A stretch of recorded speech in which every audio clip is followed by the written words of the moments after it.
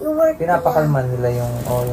Ay guys, sabi din kanina. Parang mind your own business. Yun yung business na yung ship. Twinkle, little star, how I wonder.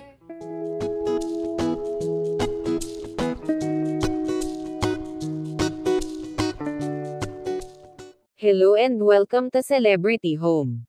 Melay Cantiveros, ibinahagi ang nakakaaliw na video nila ng kanyang mag-aama na sina Jason Francisco, Mela at Stella. Ayon kay Melay, daily routine na nina Mela at Stella na makinig at makipagkwentuhan tungkol sa Bible reading ng kanilang daddy Jason. Ito ay kanilang ginagawa bago sila matulog sa gabi.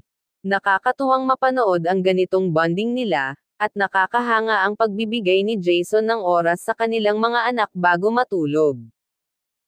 Minding the ship. Jacob said What's minding the ship? Yung mind. Parang minding, meaning, yun yung ginagawa sa pinapakalman nila yung ship. Ay guys, sabi din kanina. Parang mind your own business. Yun yung business na yung ship. So in mind own your ship, sinabi din sa kabila. Doon sa abado niya? Hindi, one day when, iba na naman kwento. Yung kanina? Ay, bakit sabi kanina?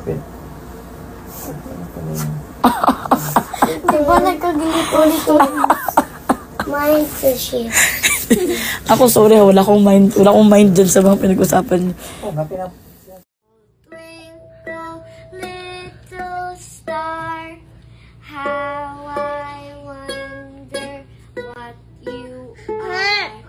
Up above the world so high, like a diamond.